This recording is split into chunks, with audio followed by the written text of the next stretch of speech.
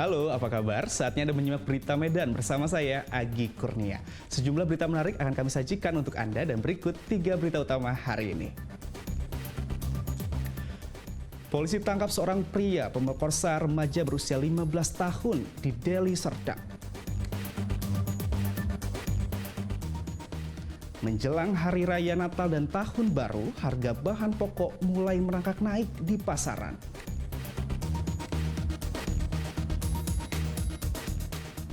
Menyambut Natal, jemaat dari gereja HKBP Bolong Pangururan menggelar Karnaval Bentor.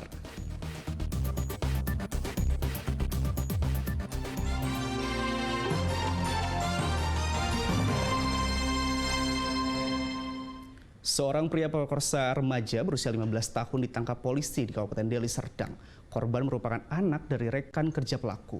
Kasus terungkap setelah korban menceritakan semua perbuatan pelaku kepada orang tuanya.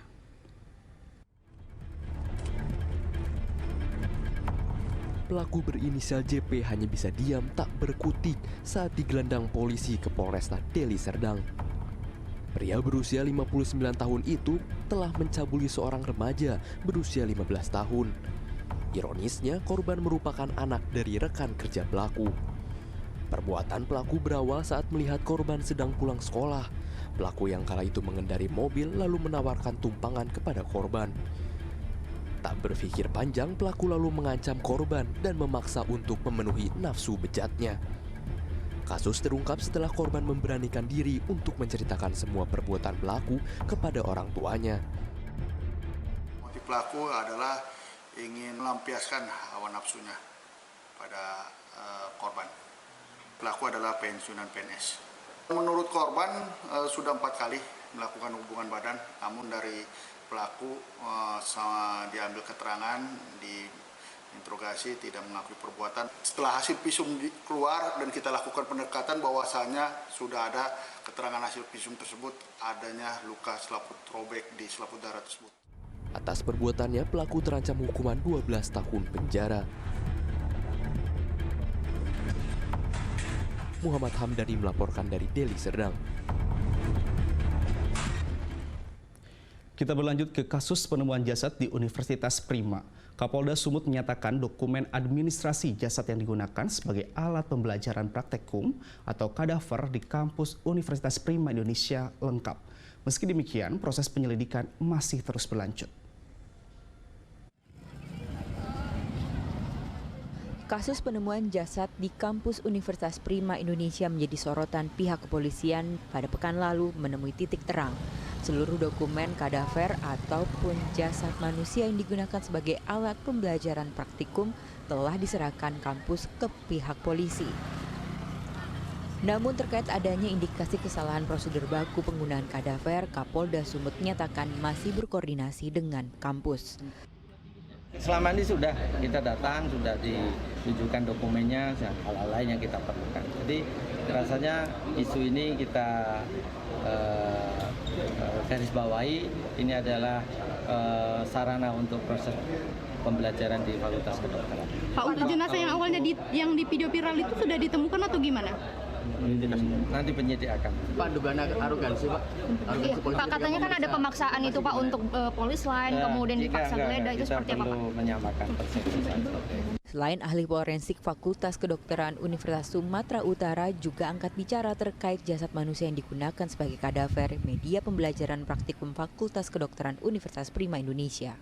Jasad yang digunakan sebagai kadaver biasanya diambil dari jenazah yang tidak memiliki identitas atau tidak ditemukan keluarganya setelah ditunggu selama setahun. Sebagai kadaver dibutuhkan kelengkapan dokumen baik dari kepolisian maupun rumah sakit. Kemudian kadaver tidak dapat diperjualbelikan atau dijadikan komoditas komersial jual beli. Terkait penempatan kadaver terdapat aturan lainnya. Salah satunya mengatur penempatan khusus kadaver, yakni di laboratorium atau instalasi jenazah. Apakah itu bisa diperjualbelikan? Sebetulnya tidak boleh. Itu sama dengan transplantasi organ, tidak boleh terjadi transaksi jual beli. Karena itu untuk kepentingan pendidikan, kesejahteraan manusia. Karena kita ini tidak akan bisa jadi dokter. Nah, sebetulnya kayak gitu ya, sebetulnya seperti itu. Tidak bisa jadi dokter kalau tidak belajar dari kadaver ini. Sebelumnya 2 jasad manusia ditemukan di parkiran Universitas Prima Indonesia. Menindak informasi tersebut, Polrestabes Medan mengerahkan petugas dan Lapfor untuk menelusuri kasus tersebut. Tuti Alwiyah, Lubis melaporkan dari Medan.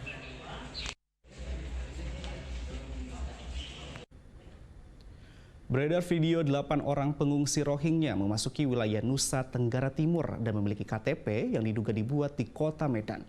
Wali Kota Medan memerintahkan pengusutan kasus ini. Jika terbukti adanya keterlibatan aparat pemerintah Kota Medan, maka akan diberikan hukuman seberat mungkin.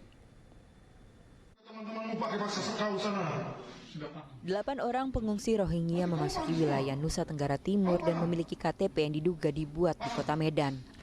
Video direkam di salah satu rumah warga di Kabupaten Belu, Nusa Tenggara Timur beberapa waktu lalu. Setelah dilakukan interogasi dan pemeriksaan badan, ditemukan kartu tanda penduduk NTT dengan nama yang berbeda serta alamat yang berbeda. Pengungsi Rohingya itu datang secara terpisah dari Kota Medan ke Desa Takirin pada 15 November, 24 November, dan 5 Desember 2023. Berdasarkan pengakuan tujuan pengungsi ini masuk ke Indonesia untuk mencari pekerjaan. Menanggapi KTP pengungsi Rohingya yang diduga dibuat di Medan, Wali Kota Medan Bobi Nasution mengatakan telah berulang kali mengingatkan aparatur pemerintah Kota Medan tentang larangan memperjualbelikan data kependudukan untuk kepentingan apapun. Jika terbukti adanya unsur keterlibatan aparatur pemerintah Kota Medan dalam pembuatan KTP pengungsi Rohingya, Wali Kota Medan itu mengancam akan memberi sanksi dan hukuman berat kepada bawahannya. Di Dukcapil dan kemarin dari kecamatan dan kelurahan saya terus sampaikan tolong untuk data diri khususnya KTP Medan ini tolong jangan dimain-mainkan. Namanya buat KTP Medan hanya untuk berobat. Ada beberapa kasus, ada juga yang kemarin kita temukan pemalsuan data agar bisa kerja di luar negeri. Nah ini kasus seperti ini lagi saya terus sampaikan siapapun yang dari pemerintah Kota Medan, aparat dari pemerintah Kota Medan kalau ikut terlibat kita kasih hukuman berat. Sebelumnya, terdapat beberapa kasus penyelewengan data yang digunakan untuk berobat maupun untuk bekerja di luar negeri. Tuti Alwiyah Lubis melaporkan dari Medan. Persimpangan Jalan Sudirman Medan kembali dibuka setelah ditutup selama 3 pekan. Uji ketahanan gesek dilakukan untuk memastikan tidak ada lagi korban yang jatuh di persimpangan yang baru direnovasi.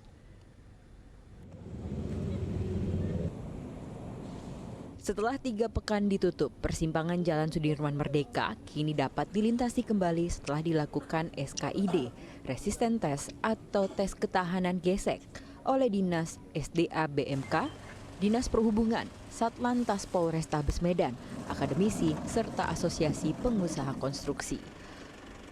Wali Kota Medan Bobi Nasution meninjau dibukanya kembali Jalan Sudirman Medan usai uji coba dinyatakan layak serta aman untuk dilalui baik pengendara roda 2 maupun roda 4. Uji coba dilakukan dengan kondisi jalan kering dan basah. Selain tes ketahanan gesek, terdapat penambahan marka jalan serta jalur perlambatan dengan maksimal kecepatan 15 km per jam untuk meminimalisir angka kecelakaan.